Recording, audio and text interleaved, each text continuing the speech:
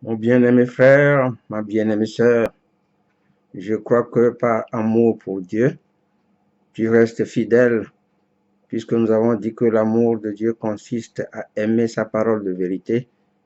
Donc je crois que tu restes fidèle et que tu me suis jour après jour, quotidiennement, concernant la connaissance et la croyance en la parole de vérité. Donc je poursuis avec toi en ce qui concerne les conditions à remplir pour pouvoir avoir l'espérance de la vie éternelle.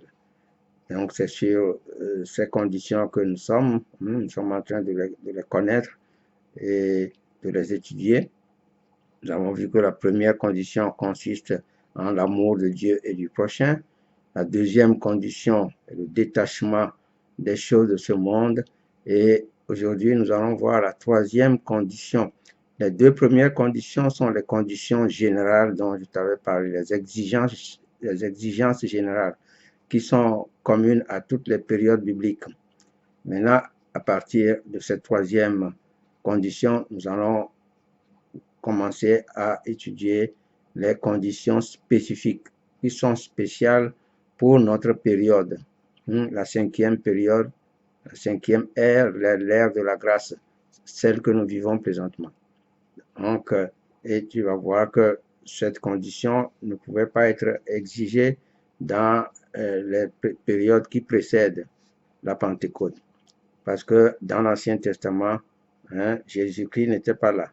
Alors, cette troisième condition, la voici, c'est une connaissance précise et distincte entre Dieu, celui que tu appelles, toi, si tu veux être un disciple de Christ, celui que tu appelles ton Dieu, et Jésus-Christ. Une connaissance claire de Dieu, parce que la connaissance de Dieu, Dieu l'a toujours exigée aux Israélites. Dans le livre d'Osée, je ne vais pas lire, tu vas aller voir, tu notes, Osée chapitre 4, tu vas voir, à partir du verset 1, Dieu dit à Israël qu'il a un procès contre lui parce que quoi, il n'y a pas la connaissance de Dieu dans le pays. Au verset 6, il a dit, mon peuple est détruit parce qu'il lui manque la connaissance. Puisque tu as délaissé la connaissance, moi aussi je te délaisserai. Et tu ne vas pas... donc, va lire là-bas, je ne lis pas. Donc, Osée 4, verset 1 et 6. Et en Jérémie 2, au verset 13, il dit, mon peuple, là-bas aussi, mon peuple m'a délaissé pour aller se creuser des citernes crevassées, des systèmes religieux, philosophiques, qui ne retiennent pas l'eau. Moi qui suis une source d'eau vive, dit Jérémie 2, 13, va lire là-bas. Donc, la connaissance de Dieu, Dieu nous a dit qu'il est un Dieu très jaloux. Donc, c'est très important. Et c'est pour ça que ici, nous mettons l'accent sur cela. Jésus-Christ a commencé par mettre l'accent là-dessus. En l'évangile de Jean, dans son entretien avec la femme samaritaine. Voilà, Jésus-Christ dit, c'est la femme qui a commencé par parler d'adoration. Alors, Jésus-Christ, il dit, Jean 4, au verset 22, vous adorez ce que vous ne connaissez pas.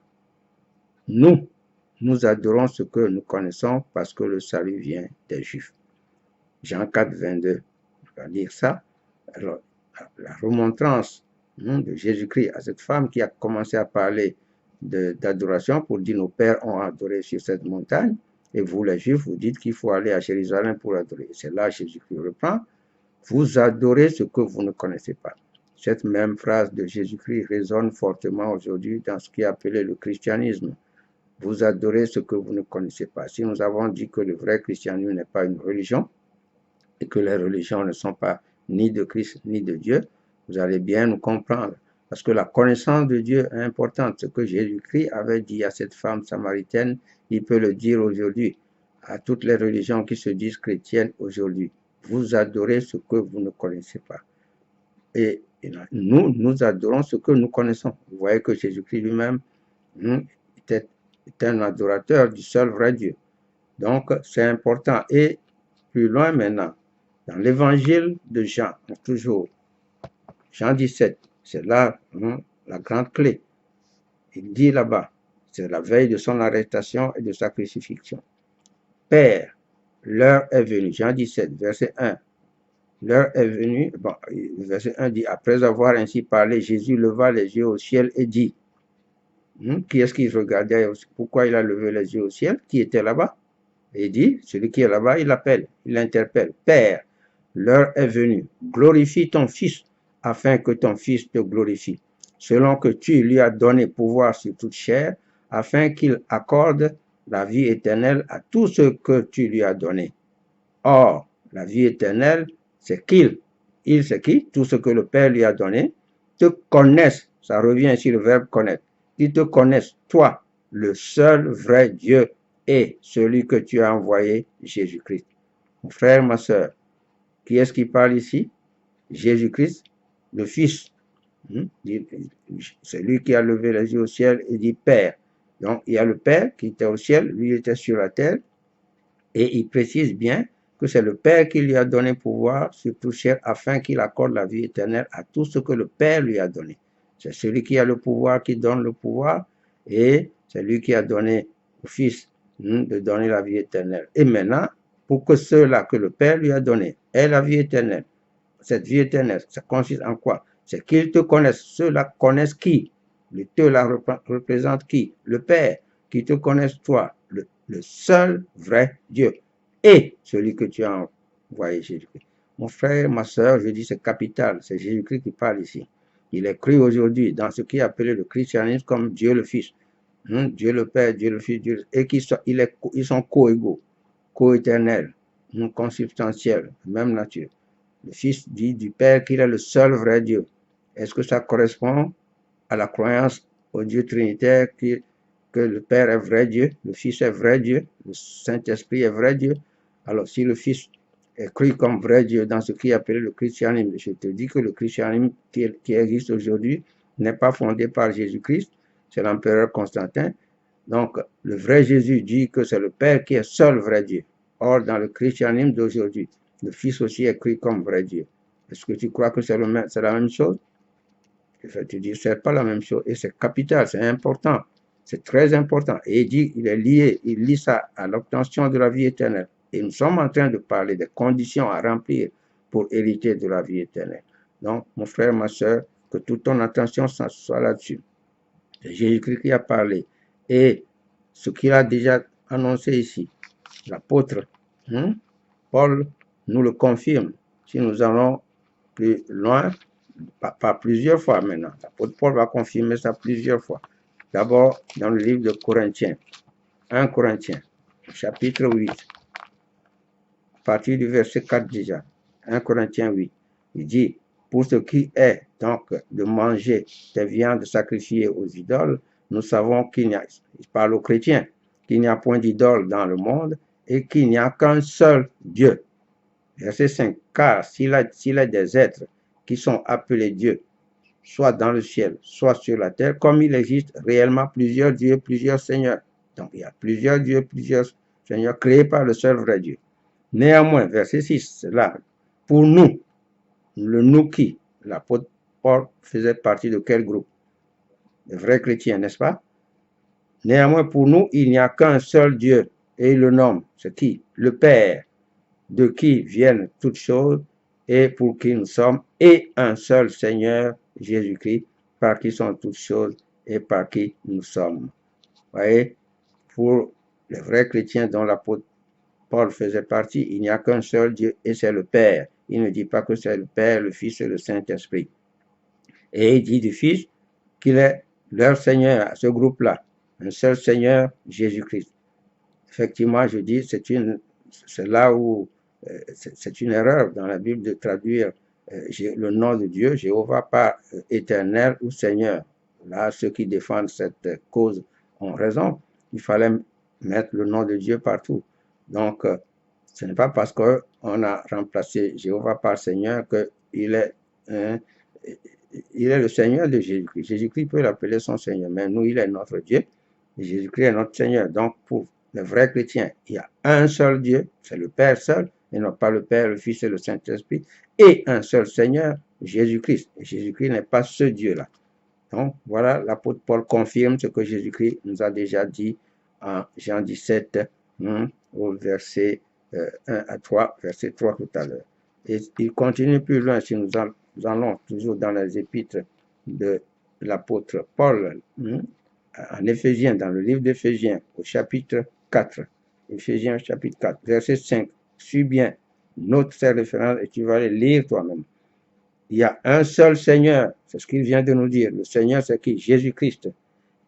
Une seule foi, un seul baptême. Nous reviendrons sur ce verset, s'agissant du baptême. Un seul, verset 6, un seul Dieu, Dieu et Père de tous. Oui, Jésus-Christ l'a appelé tout à l'heure son Père, non? Il est le seul Dieu et Père de tous, aussi le Père de Jésus-Christ. Et si tu veux devenir son fils, sa fille, c'est ton Père aussi, qui est au-dessus de tous, y compris Jésus-Christ, et parmi tous et en tous. Il s'agit des chrétiens. Et toujours l'apôtre Paul, s'agissant de ce seul Dieu, dans le livre de Timothée, 1 Timothée 2, versets 3 à 5. Cela est bon et agréable devant Dieu notre Sauveur, qui veut que tous les hommes soient sauvés et parviennent à la connaissance de la vérité. Quelle est cette vérité? Verset 5. Car il y a un seul Dieu et aussi un seul médiateur entre Dieu et les hommes, Jésus-Christ, homme. Frère, ma soeur, je dis, la foi qui doit te sauver, la croyance qui doit te sauver, c'est celle-là que nous sommes en train de t'enseigner. Ce n'est pas à discuter, ce n'est pas à critiquer cette vérité-là. C'est la connaissance de Dieu, distincte entre Dieu et Jésus-Christ. Et Jésus-Christ définit ça comme une condition incontournable. Or, la vie éternelle, si tu veux avoir la vie éternelle, tu dois chercher à connaître distinctement le seul vrai Dieu. C'est ce que Jésus-Christ a dit. Le Père, qui est le seul vrai Dieu, et aussi connaître Jésus-Christ comme ton Sauveur, ton Seigneur et ton Sauveur personnel. Ce n'est pas de rabaisser Jésus-Christ, c'est ce qu'il est, c'est ce qu'il a défini. C'est de le connaître exactement. Sinon, Dieu ne peut pas s'offrir, le vrai Dieu ne peut pas s'offrir un sacrifice pour toi parce qu'il n'a pas de corps. C'est Jésus-Christ qui nous a appris qu'il est esprit.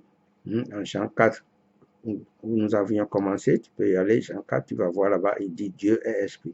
Dieu n'a pas de corps pour offrir un sacrifice pour ton salut. C'est pour ça que la connaissance distincte entre le vrai Dieu et Jésus-Christ est indispensable. Donc, à partir d'aujourd'hui, si tu veux être sauvé, si tu veux avoir l'espérance de la vie éternelle, cherche à connaître distinctement entre le seul vrai Dieu, qui est Jéhovah, qui n'est pas un Dieu trinitaire. Le Dieu trinitaire est une idole, c'est de l'idolâtrie. Ce qui est adoré ce qui est appelé le christianisme aujourd'hui n'est pas Dieu. Il n'y a pas de connaissance de Dieu dans cette religion. Donc, cherche à connaître. Alors, tu peux chercher en YouTube, nous avons qui est Dieu, qui est le vrai Dieu, qui est Jésus-Christ. Nous avons développé ça longuement là-bas. Alors, donc, c'est mon cœur pour toi. Voilà une condition incontournable. Une bonne connaissance entre Dieu et Jésus-Christ, c'est capital. Donc, les conditions générales, l'amour de Dieu et du prochain, le détachement des choses de ce monde, et maintenant la troisième condition, connaître distinctement, séparément, le seul vrai Dieu, qui n'est pas un Dieu trinitaire, et Jésus-Christ, son Fils, qui est ton Seigneur. Voilà la vérité biblique en quoi il faut croire pour être sauvé. Que Dieu te bénisse et à la prochaine. Donc, chaque condition est, je dis, éliminatoire. Si tu crois, tu appliques une condition en négligeant l'autre, tu es éliminé. Que Dieu te bénisse abondamment. Au revoir.